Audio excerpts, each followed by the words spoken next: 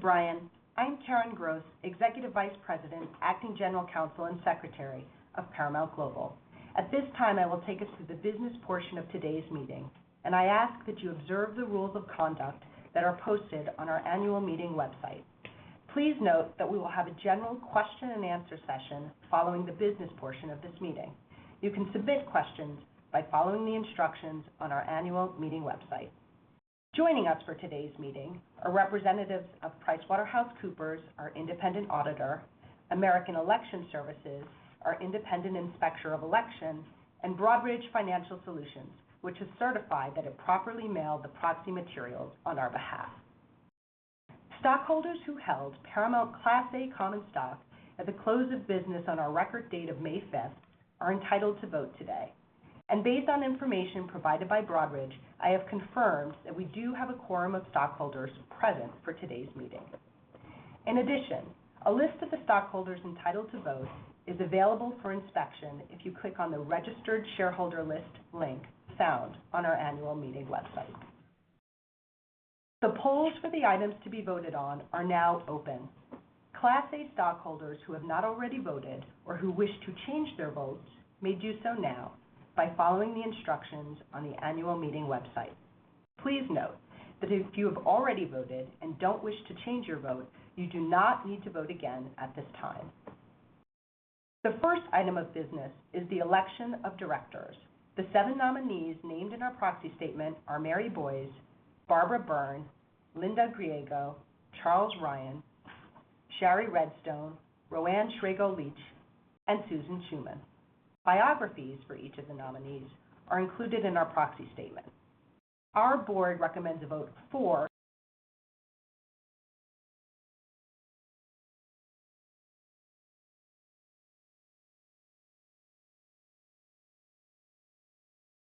the number of shares of our Class B common stock authorized for issuance under the plan. The amendments are further described in our proxy statement.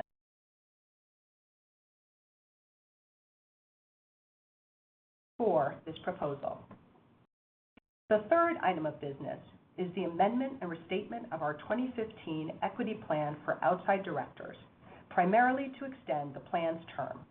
The amendments are further described in our proxy statement. For the reasons discussed in our proxy statement, our board recommends that you vote for this proposal. The fourth item of business is a stockholder proposal from the National Center for Public Policy Research, requesting that the company issue a report detailing the potential risks associated with omitting viewpoint and ideology from our Equal Employment Opportunity Policy. Mr. Bennett Nuss will be presenting the proposal. Operator, please open the line for Mr. Nuss. Mr. Nuss, thank you for joining us today. And as you know, we've allocated 3 minutes for your presentation and ask that you please go ahead. All right, thank you very much. Ladies and gentlemen of the board and assembled shareholders, thank you for allowing me the time to speak in favor of Proposal 4. If passed, our proposal would require a report and nothing more from the board addressing the institutional risks involved with not including viewpoint and ideology as protected categories within a CEO statement. In its opposition statement to our proposal, the board of Paramount has stated that Paramount is committed to a workplace free of bias, prejudice, harassment, workplace bullying, abusive conduct, and discrimination based on personal characteristics, including viewpoint and ideology. This is a good statement, and we wholly believe that Paramount should abide by its own standard. After all, corporate programs which promote diversity of thought show both an increase in productivity and employee satisfaction.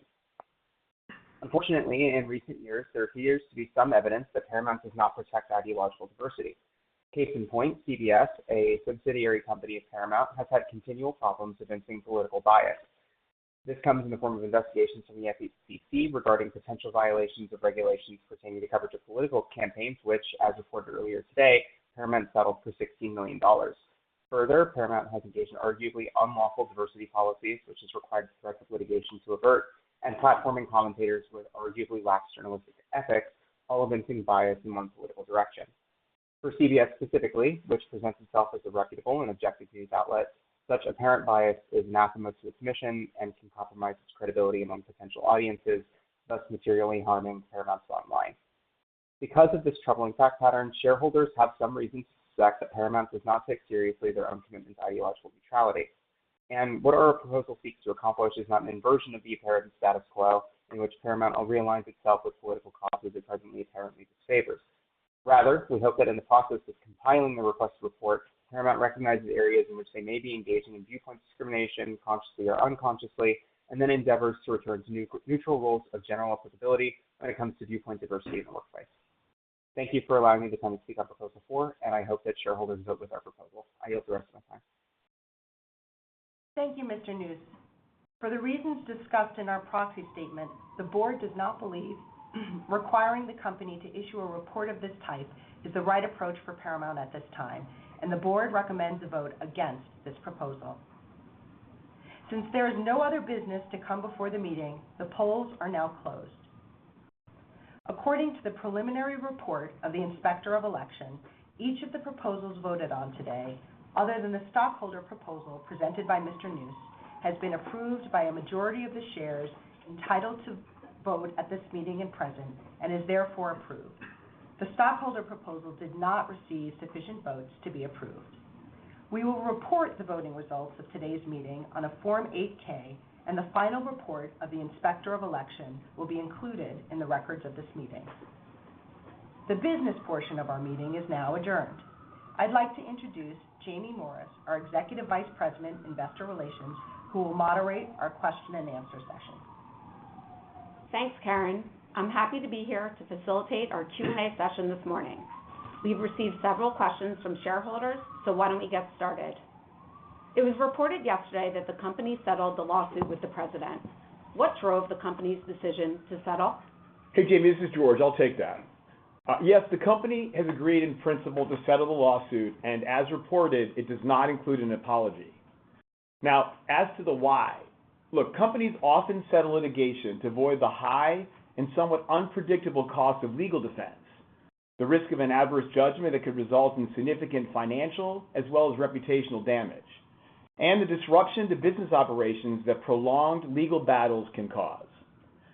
Settlement offers a negotiated resolution that allows companies to focus on their core objectives rather than being mired in uncertainty and distraction. And we issued a statement last night that reflects the agreed terms. Thanks, George. Our next question is about D2C. The company has made significant progress in moving the business along the path to profitability. Shareholders are asking if we can share more about the drivers of the improvement and what gives us confidence in Paramount Plus reaching domestic profitability this year. Hey, Jamie. This is Chris. I'll take that. Listen, it's really the content strategy for our originals that are at the center of our strategy for success. We've taken a different strategy than the industry. It's really about fewer, bigger, breakthrough original series. We really don't believe volume is going to win the game here. It's volume of hits. And when you look at the performance that we had over the past quarter and the past year, I think the power of this strategy really is demonstrated. We had the most top 10 SVOD original series behind only the market leader. And I'd like to note that's at a fraction of the volume of all the other players in the space. And that's proof that this strategy is really delivering, and it's a really efficient one. Now, those originals have helped us to drive some really substantial growth. We've added 10 million incremental subscribers. We double-digit growth in watch time. We increased our price and also reduced our churn. Now, listen, when it comes to volume of content, we see there's a real benefit of that, but we get that from the benefit of being a fully integrated streaming, linear, and theatrical business. Because the volume of our content comes from the biggest hits from across the company, whether it's CBS, Nickelodeon, Comedy Central, MTV, or of course Paramount Pictures. And taken together, it's all of this great content, plus the improvements that we've made in our platform, and of course, I'd be remiss if I didn't say our incredibly talented teams from across the company that have enabled us to drive significant growth. Revenue is now over $6 billion in annual revenue. That's up 33% year over year. And last year alone, we drove $1.2 billion of improvement in D2C profitability. So listen, we're very proud of the success that we had to date, and we really do believe the best is yet to come. Thanks, Chris. We have also received questions that are focused on the broader macro environment. In particular, several shareholders are asking for an update on recent advertising trends and what we're seeing in the marketplace. Hey, Jamie, it's Chris again. I'll take that. Listen, we clearly have our eyes on the macro environment. It's on everyone's mind, and we'll continue to monitor it. But to date, we really haven't seen any material impact. Now, if we take a step back, I'd say we feel really good about where we stand, given a few facts. We have an incredible slate of hits that are coming from across the company. We have one of the largest addressable footprints that combines both streaming and linear. And we have some of the biggest live events and an incredible lineup of sports from CBS. And it's all of these things that are really critical to advertisers. Now, there has absolutely been some increased pressure in the marketplace with the recent increases in volume, but that's really impacting the lower side of the market. And we believe that that's going to balance out over time as equilibrium takes place. And listen, at the end of the day, we're in a hit-driven business. And when it comes to hits, we're delivering in a big way. It drives our consumers, it drives our clients, it drives our revenue. And from that measuring stick, we feel really good. Great. Thanks, Chris. We have one more question that we'll take this morning, and it's focused on content. It is clear that Paramount's content engine is firing on all cylinders. Can you provide some insight on how content drives value across the company?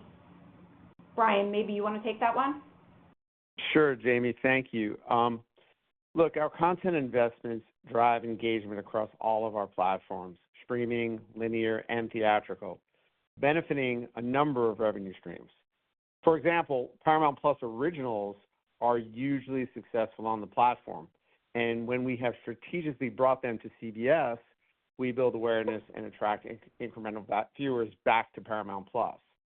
And while the NFL is our most watched program on CBS, it is also the number one driver of starts on Paramount Plus.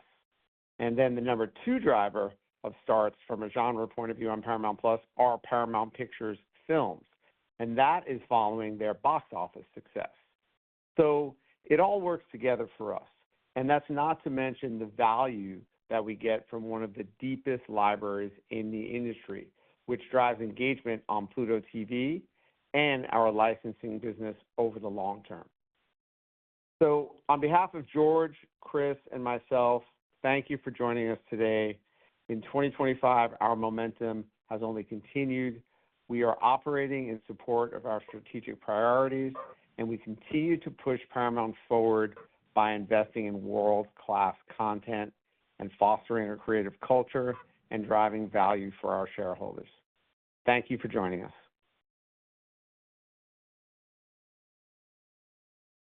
Ladies and gentlemen, that does conclude today's presentation. We do thank you for joining. You may now disconnect your line.